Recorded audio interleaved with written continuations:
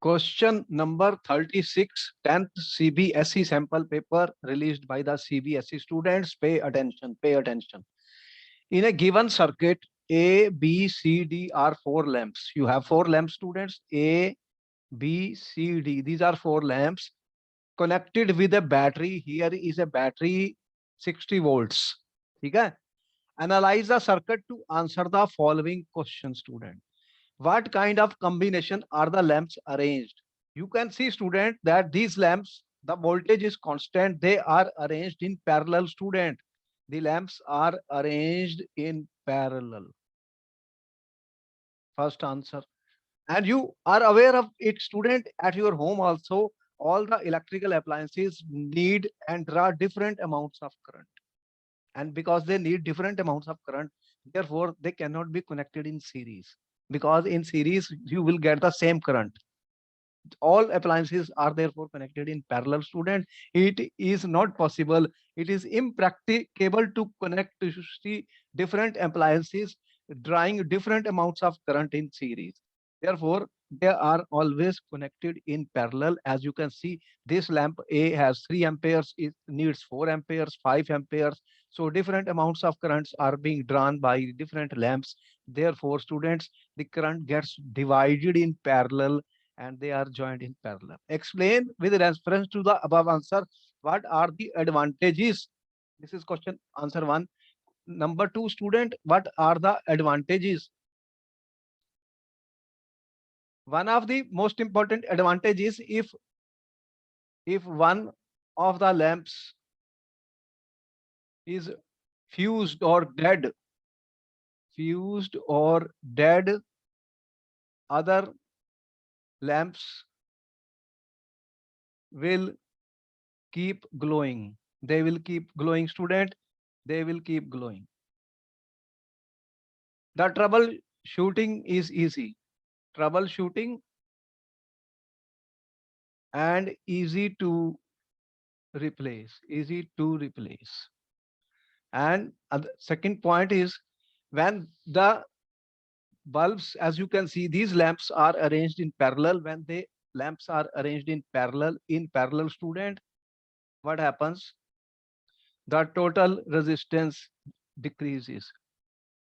The total resistance, students, in parallel combination, what happens? It decreases, student, and therefore it is important. Total resistance in parallel is decreased.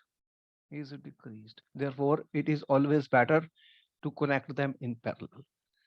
Explain with proper calculation which lamp glows the brightest. When you have lamps connected in parallel, the which lamp will glow the brightest? The brightness will depend on, student, brightness is inversely proportional to the resistance of the lamp. Resistance of the lamp.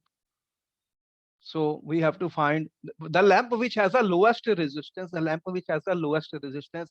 Let me take lamp A, student. Lamp A. What is the formula which you are using, student? You already know. V is equal to I into R, student, and resistance is equal to V by I.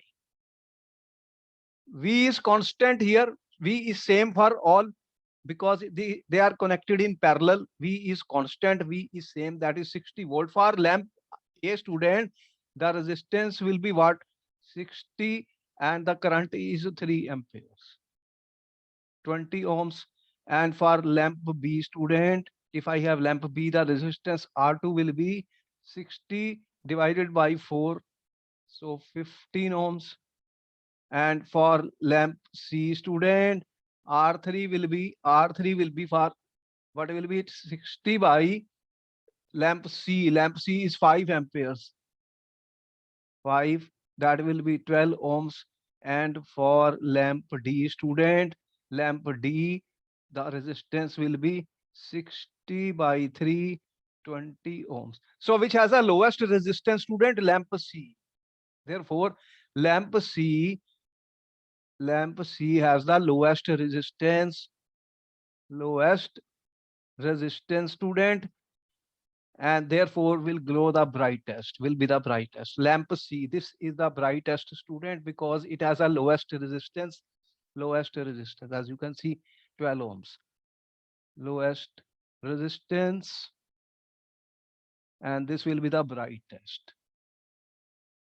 Brightest will be lamp C. Find out the total resistance of the circuit.